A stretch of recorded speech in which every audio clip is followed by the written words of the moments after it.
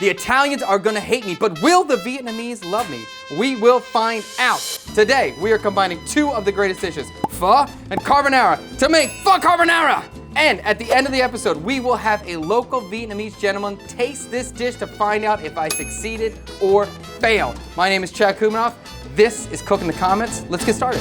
Oh, thank you, Kim Nguyen. Here we go. Kim Nguyen gave us that suggestion last episode. Thank you so much for it. We're gonna make it happen today. What is that? I have no idea. We're gonna figure that out together. I really like this challenges when we're getting dishes in this show where it's very open-ended. If you don't know, carbonara is a very traditional Italian dish. Very, very simple, although it's been very complicated in the West where they've redone it. But typically in Italy, it's gonna be guanciale, it's gonna be pecorino romano cheese, egg yolks and black pepper, and pasta. That's it. And what we're gonna try to do today is make almost like a hollandaise or almost like a sabayon that we're gonna pour over the pho noodle. So it's gonna be kind of creamy, macaroni cheesy almost, but it'll be all with the traditional pho flavor. So I think this is gonna work out well in my head. A mix of two cuisines that should make those two Italian guys passed out exactly. I can't wait for them to be pissed off. And our title of this YouTube video when it comes out is definitely gonna be Italians Hate Me, Italians Gonna Be Angry, something about that, because we all love to trigger the Italians, of course. How do I substitute guanciale? I think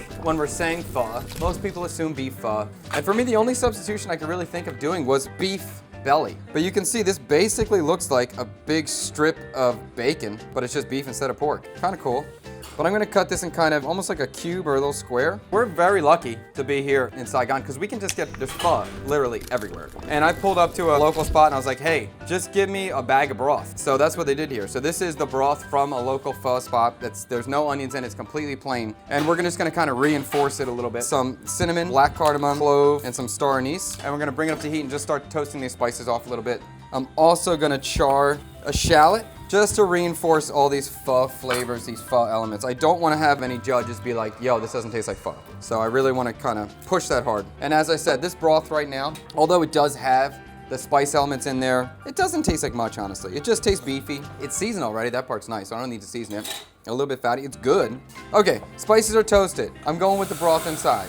Bada bing. There's gonna be a lot of egg in it. So I wanna make the broth really intensely spiced. It'll have enough to carry through the egg. I'm gonna add our little charred shallots here. And I'm just gonna let that simmer. We're just gonna have that in the background, just going. So next, let's go through all the different garnishes that are gonna go on top, because this is gonna be a loaded topping. For me, pho, I like so much green onion. I like so much of it. So I'm gonna cut this kind of on a bias.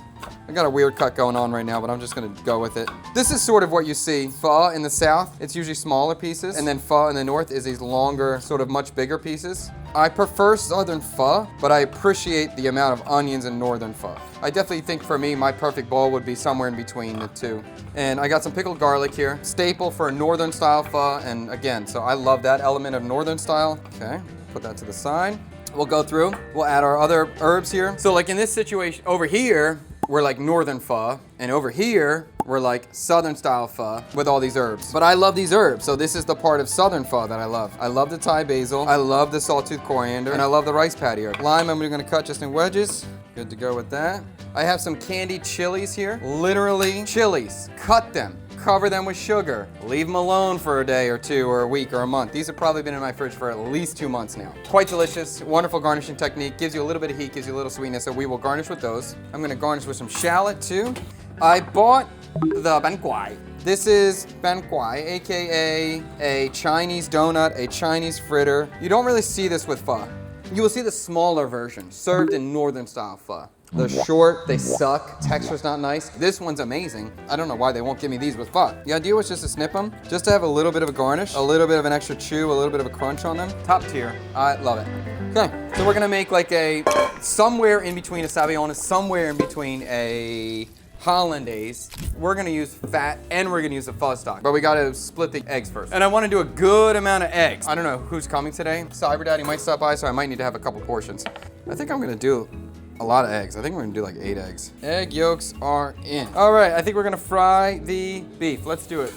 I'm gonna do this low heat, slowly render out the fat. Here's my some concerns I have about this right now. Typically, this is gonna be made with guanciale, right? Guanciale or pancetta or bacon, which is the wrong way, but it's still good. All of those items are already cured, so they're seasoned. They're just delicious to begin with. This is literally just raw sliced beef. There's no seasoning. If I just use this as a garnish on top of the pho, it's just gonna be unseasoned beef. So that's something I'm cautious of. After I fry the beef, my intention is to toss it in a flavorful mixture so it has its own flavor. So hopefully that'll work out. In the meantime, we have our soup going in the background over here. I'm gonna add my bowl of egg yolks onto the broth, and we're gonna start warming that up. And we're gonna do this over the double boiler so we don't scramble them. Now the only thing I'm kind of really thinking about is the thickness of the sauce. I don't want it to be overly thick because we're putting this on the pho noodle. And the pho noodle is a delicate noodle. The most delicate noodle we have in the cuisine, and just one of the most delicate noodles in general. This is not the kind of noodle where I want to have a lot of things that are chewy against it. This noodle will lose any battle against every other texture. So I need the sauce to be somewhat thinner and not super fatty. I don't know if you can get this in the West yet, but that they sell shelf-stable fresh noodles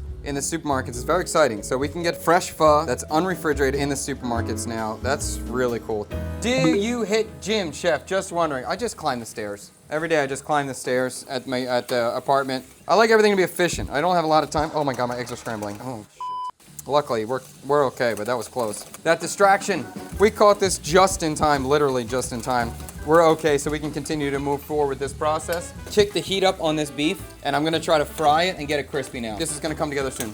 I have all this beef fat in the pan, which is great, so I'm gonna use the beef fat. All right, beef is crispy, let's pull it out, we're ready. This is gonna be like a crispy garnish on the top, so I wanna make sure this is flavorful. So I'm just gonna coat it with the garlic oil. I've made garlic oil plenty of times on stream. Basically just sliced garlic, slowly fried in oil, and then I use the garlic and the oil together as a flavor bomb. Next, we're gonna finish our sauce. Water's coming on the stove. I'm gonna season the eggs with some fish sauce, because we're doing Viet, baby. And just like a hollandaise or a sauvignon, we're gonna be very slowly adding our secondary ingredients, whether that's gonna be fat or liquid. Again, we are using both today, so this is gonna be kind of a unique take on this sort of style or technique.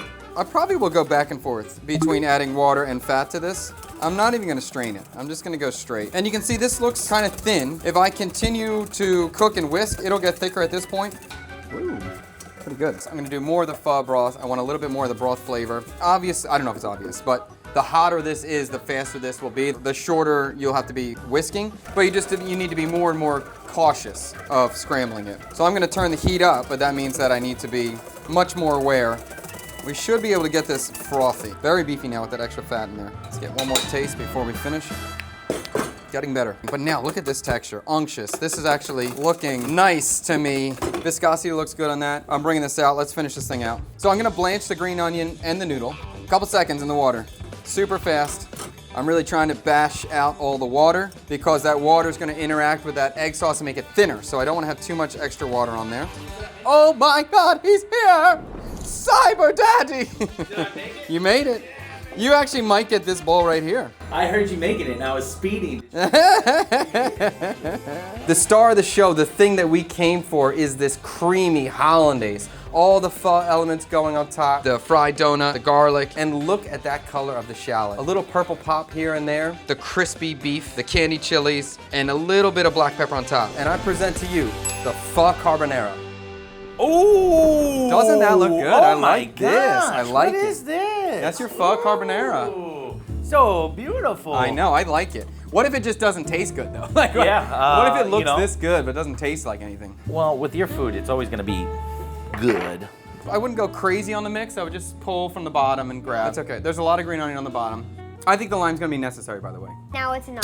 Now it's a 9 because you put the lime on. Yeah. Chat, as I eat this is a confusing thing. This is one of those confusing things. The bunryo gumbo was a confusing thing. When I started to eat this, it reminded me of the bunryo gumbo. Sounds good. I don't love it. Okay. I'll say that, I don't love it. But it's not like bad. I think it's delicate, it's cool. I don't know if I bite into this and get a pho flavor. I got a pho noodle. So, I may not have check mark achieved. So I don't even, I'm not getting pho and I'm not getting carbonara, I'm getting this whole new dish. Okay. To me. I'm gonna show Chad what I think, but I don't want you to look, Chad. I'm not gonna look. Okay, Chad's not looking. Okay, this is what I'm giving it. I wanna see what Chef thinks I give it. Okay, oh, I like this game. I wonder if Vietnamese would just love this. We're gonna find out. I could see it being something that they like. Let's eat it. I'm very excited to eat this. Chef's in it. Chef's like it. I like it. If you ever get the chance to try my food, the way I cook, everything's separated. So you do look around, you find new corners, new crevices. You're like, whoa, I never saw that one over there. And I like that. I like to keep it interesting and exciting. First off, I'm into it. Okay. I was curious if he would be. I'm surprised about the noodle. The pho noodle? Like you like how it feels? I think it's a really cheap texture compared to the fresh one, but I like it. A really cheap texture. Like a truly homemade noodle will feel more delicate, so it'll feel higher value.